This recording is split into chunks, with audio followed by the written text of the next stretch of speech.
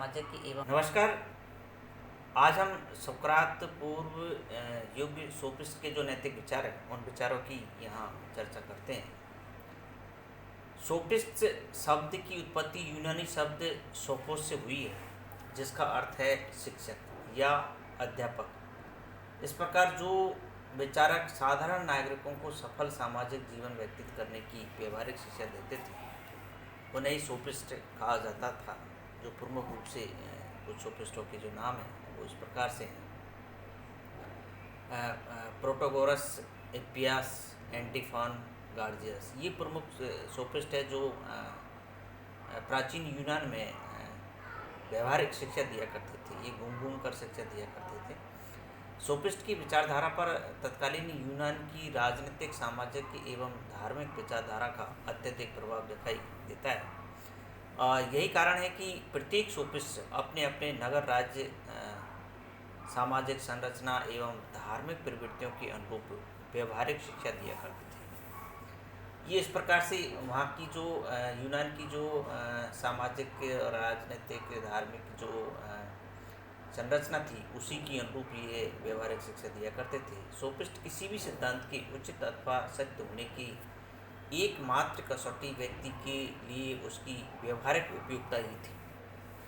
वे भौतिक वस्तुओं की भांति नैतिक संपत्तियों, सद्गुण एवं धर्म को मनुष्य के व्यवहारिक जीवन में सफलता के साधन के रूप में देखते थे। फलस्वरूप उनके नैतिक सिद्धांतों में संदेहवाद, व्यक्तिनिष्ठवाद तथा सापेक्षवाद की प्रधानता देखने को हमें मिलती है। सोफिस्ट के अनुसार शुभ अशुभ, उचित अनुचित, सत्य असत्य सभी व्यक्ति सापेक्ष होते हैं, अर्थात व्यक्ति विशेष की इच्छाओं और भावनाओं पर निर्भर करते हैं। प्रोटोगोरस का जो डायलॉग है वो इस प्रकार से है कि मनुष्य ही सभी वस्तुओं का मापदंड है।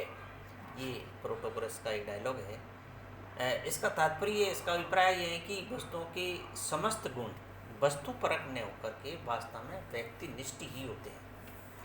इस प्रकार प्रोटोगोरस के अनुसार कोई भी वस्तु अथवा कर्म अपने आप में शुभ अशुभ, उचित अनुचित नहीं है, बल्कि व्यक्ति विशेष की भावनाओं और इच्छाएं ही उसे शुभ अशुभ और उचित अनुचित बनाती है।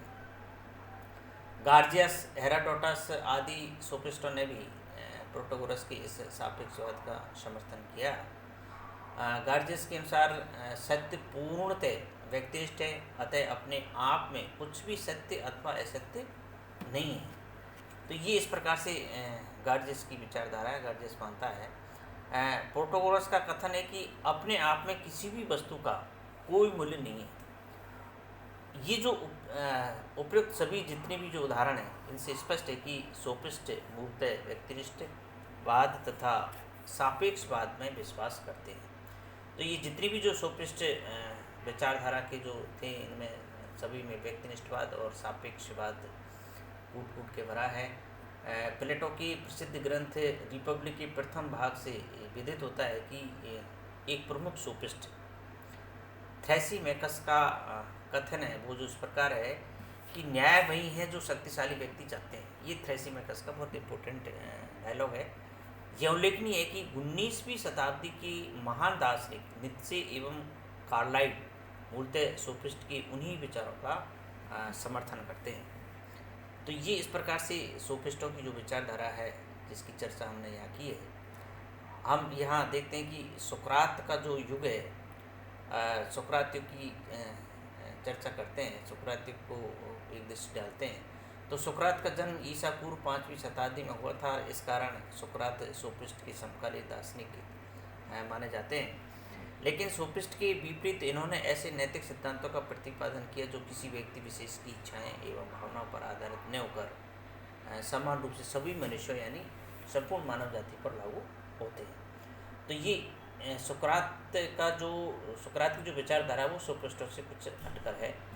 सोफिस्ट की भांति ही सुकरात भी भौतिक मौखिक उपदेशों द्वारा अपने दार्शनिक के विचारों का प्रचार प्रसार किया करते थे। सोफिस्ट की भांति उन्होंने भी किसी ग्रंथ की रचना नहीं की। सुकरात के जीवन और दर्शन की जानकारी हमें प्लेटो के ग्रंथों से उपलब्ध होती है।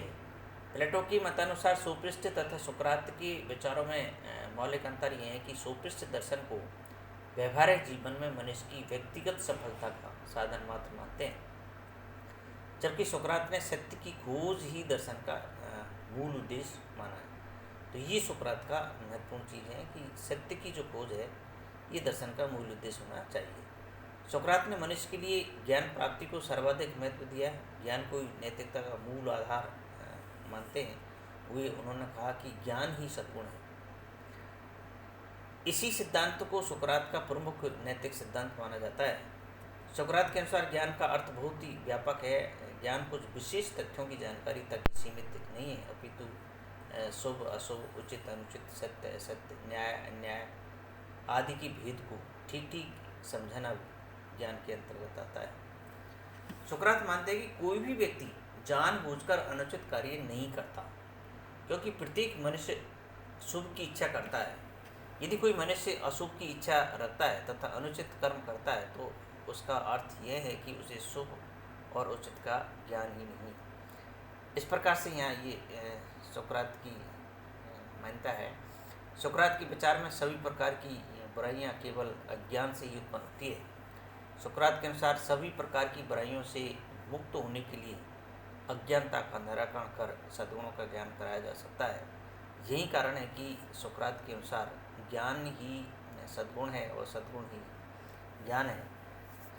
इसकी व्याख्या करते हुए वे कहते हैं कि ज्ञान की भांति सद्गुण भी शिक्षणीय है तथा सद्गुण का व्यापक अर्थ बतलाते हुए सुकरात सद्गुण शुभ तथा सुख को एक के दूसरे से पृथक न मानकर सम्मिलित मानते हैं। उनका कथन है कि विवेक, साहस, संयम तथा न्याय आदि सभी सद्गुण अंततः ज्ञान की ही रूप है, अतः उनमें कोई मौलिक भेद नहीं है। सुकरात के सिद्धांत को सद्गुणों की एकता का सिद्धांत कहा जाता है। तो इस प्रकार से यहाँ शुभ सुकरात की जो सद्गुणों के प्रति जो अवधारणा है उसकी हमने चर्चा की है। धन्यवाद।